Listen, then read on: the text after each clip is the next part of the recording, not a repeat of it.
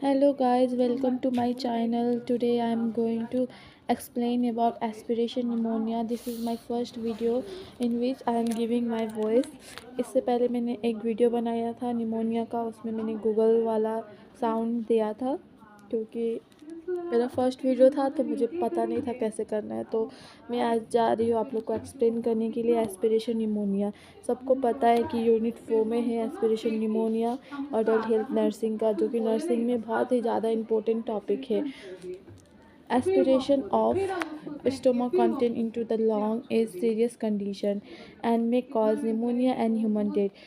Aspiration of stomach content, जो stomach में हम लोग का जो भी है, मतलब हम लोग खाते हैं कुछ भी खाना या फिर पानी लिक्विड होता है, एसिड सब होता है, अगर वो ना हम लोग का लंग्स में अगर वो इनहेल्ड हो जाएगा, अगर हम लोग का वो फूड पाइप में जाने के बजाय वो एयर पाइप में चल जाएगा तो हम लोग का एस्पिरेशन निमोनिया होगा। उस समय में हम लोग का एस्पिरेशन निमोनिया होता है और ये ना बहुत एक सीरियस कंडीशन है जिसके वजह से ह्यूमन का डेथ भी हो सकता है। तो एस्पिरेशन का मतलब वही होता है, inhalation of the stomach content into the lungs. Definition देख लीजिए। एस्पिरेशन निमोनिया में be defined as aspiration of oropharyngeal secretion and और स्टोमक कंटेंट इनटू लंग्स। वही है, मैंने जो आप लोग को समझाया वही है। आइए हम लोग इथोलॉजी पे देखते हैं थोड़ा।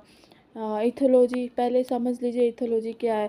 इथोलॉजी कॉज सेम ही होता है, इथोलॉजी और कॉज एक ही बोलता है। जब हम लोग का कॉफिंग मेटाबॉलिज्म बहुत वीक हो जाता है उस टाइम भी होता है। उसके बाद हम लोग का गैस एक्सचेंज वाला वीक होता है उस टाइम भी होता है। हम लोग को डिफरेंट टाइप ऑफ डिजीज़ रहता है, CNS डिजीज़ होता है, उस टाइम में हम लोग का एस्पिरेशन निमोनिया का चांसेस बढ़ जाता है।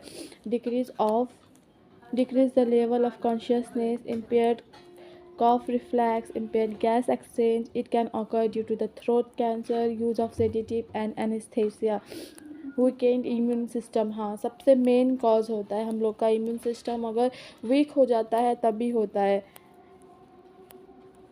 माई अस्थेनिया ग्रेविस का मतलब तो सबको पता ही होगा, weakness and rapid फैटिक of muscles. जब हम लोग का मसल्स बहुत ज़्यादा मतलब बहुत ज़्यादा फैटिक, बहुत पेन होने लगता है, थकावट महसूस होता है, उस टाइम पे हम लोग को माइस्थेनिया ग्रेविस हो जाता है। Excessive use of alcohol, drugs. यहाँ पे और एक डिजीज़ है हम लोग का जो कि पार्किंसन डिजीज़ बोलते हैं उसको। पार्किंसन डिजीज़ ना डिसऑर्डर ऑफ CNS का है, जिसमें नर्व सेल ना डैमेज हो जाता है। हम लोग के ब्रेन में जो नर्व सेल होता है ना वो डैमेज हो जाता है, उसकी वजह से भी बहुत ज़्यादा बढ़ जाता है एस्पिरेशन निमोनिया का chances. Excessive use of alcohol और illegal drugs. Excessive use of alcohol, अगर हम लोग का कोई भी इंसान अगर ज़्यादा अल्कोहल पीता है या फिर इलीगल ड्रग्स यूज़ करता है तो ऐसा हो सकता है। न्यूरोलॉजिकल डिसऑर्डर्स, अभी बोले ना हम जो पार्किंसन डिजीजेस, वो भी एक न्यूरोलॉजिकल डिसऑर्डर भी है। अब यहाँ पे आप लोग का सैलोइंग डिसऑर्डर, सबसे ज़्यादा तो सैलोइंग में भी होता है। इथोलॉजी हम लोग का सैलोइंग डिसफंक्शन भी है। जब सैलोइंग का मतलब सैलोइंग का वो हम लोग का स्लो हो जाता है, हम लोग अच्छे से सैलो कर नहीं पाते तो वो लंग्स में जाने का बहुत चांसेस रहता है। GERD, आप लोग को तो पता ही होगा। GERD मतलब गैस्ट्रो एसोफेगनल रिफ्लक्स डिजीज़। इसमें हम लोग का ये एक डाइजेस्टिव डिजीज़ है जिसमें कि स्टोमक एसिड और बाइल इरिटेट करता है फूड पाइप की लाइनिंग को। Okay guys, now we are going to explain about risk factor. Risk factor में है डिमेंटिया। डिमेंटिया ना एक ऐसा ग्रुप ऑफ डिजीज़ है जिसमें कि थिंकिंग, मेमोरी, रीजनिंग्स, उसके बाद पर्सनैलिटी, मूड हुआ, बिहेवियर हुआ, ये सबको ना चेंजेस कर देता है, ये सबको अफेक्ट करता है dementia.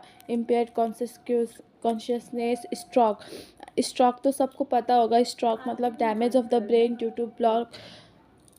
To blood supply. Swallowing dysfunction, impair mental status, ये GARD डिजीज़। पैथोफिजियोलॉजी, अब यहाँ पे हम लोग का पैथोफिजियोलॉजी देख लीजिए। हम लोग का पैथोफिजियोलॉजी जो है वो देखो पहले ओरोफैंगल सेक्रेशन में हम लोग का गैस्ट्रिक कंटेंट इनहेल्ड हो जाता है।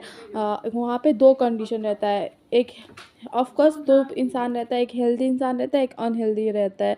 तो हेल्दी इंसान का ना जो हम लोग का कॉफिंग मेटाबॉलिज्म है वो ना बहुत परफेक्ट रहता है, तो उससे कॉफिंग रिफ्लैक्स हुआ, एल्वियोलिन मैक्रोफेज हुआ, म्यूको कैपिलरी मैकेनिज्म हुआ, वो सब की वजह से ना हम लोग का स्ट्रांग रहता है। तो उसमें ना एस्पिरेशन ना क्लीन हो जाता है, cleaning of aspiration lead to no pneumonia, उसमें निमोनिया नहीं होता है। उसके बाद जो अनहेल्दी रहता है इन पीपल एट द रिक्स इम्पेयर सैलोइंग और द कॉफिंग रिफ्लैक्स, देखिए जिसका कॉफिंग सबसे ज़्यादा यहाँ पर इम्पोर्टेंट रोल है कॉफिंग मैकेनिज्म का। कॉफिंग मैकेनिज्म हम लोग का अगर वीक हो गया तो नेचुरली वो डिफिशियंस मेटाबॉलिज्म फेल हो जाएगा हम लोग का। उसके बाद उसमें हम लोग का साइलेंट एस्पिरेशन हो जाएगा। साइलेंट एस्पिरेशन मतलब साइलेंटली वो लंग्स में चला जाएगा। उसके बाद entry of the foreign matter into the bronchi and alveolar space, like कुछ भी अगर वहाँ पे फिर बैक्टीरिया इन्फेक्शन का चांसेस होगा। उसके बाद वहाँ पे anti inflammatory reaction entry of the organism from the normal flora of oropharyngeal and oesophagus lead to infectious process, lead to aspiration pneumonia. Now we are going to explain about clinical manifestation. Clinical manifestation मतलब sign and symptoms. Tachycardia is fast heart rate. Dyspnea, shortness of breathing. Hypertension or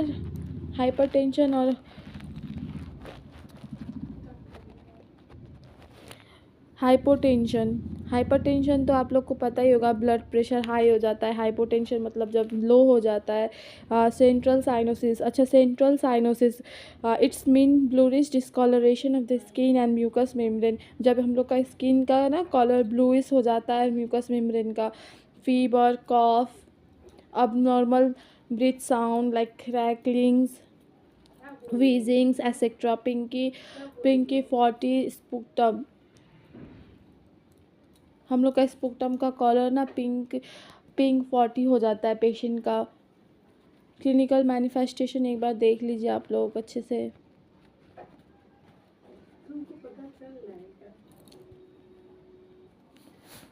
now I am going to explain about diagnostic evaluation.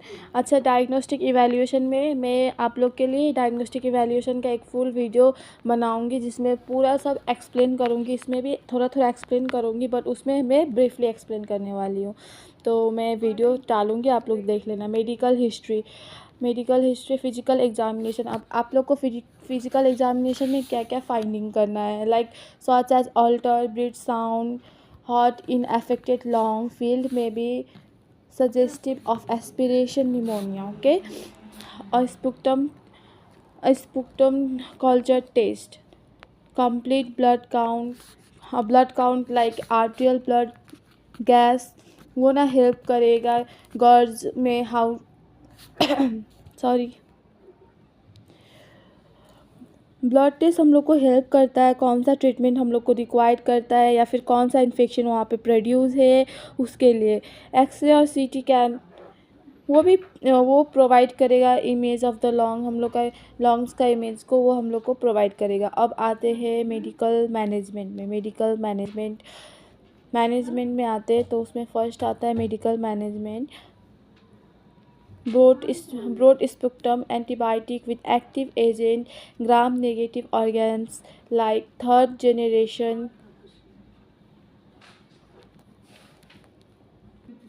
cephalosporin, fluoroquinolone and piperacillin, trazobactam are usually required। ये सब medicine का नाम है जो कि third generation जिसमें कि gram negative organism पाया जाता है। Swallowing evaluation after stroke and after extubation from mechanical ventilation. Oral care with brushing and removal of the poor maintain teeth. Beta lactamase inhibitors is recommended with clindamycin being reserved for penicillin allergic patients.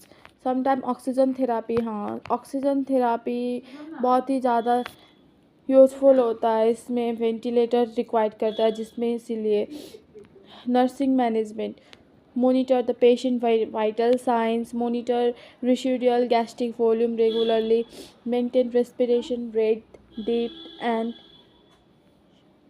elevate heart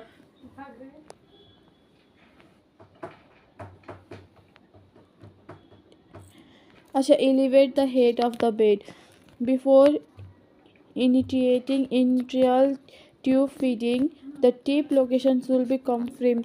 हाँ कभी कभी हम लोग अगर NG tube भी लगाते हैं ना, तो हम लोग का एनजी ट्यूब जब हम लोग इंसर्ट करते हैं तो अगर वो ट्यूबिंग गलत जगह पर सेट हो जाती है या फिर वो लंग्स के आसपास में जाती है तो उस टाइम भी एस्पिरेशन का बहुत ज़्यादा चांसेस हो जाता है।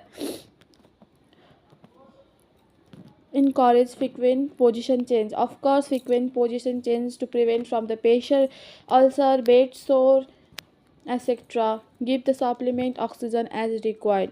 Of course, administer medicine as ordered. Encourage, instruct patient to avoid use of milk products. Complication of aspiration pneumonia are respiratory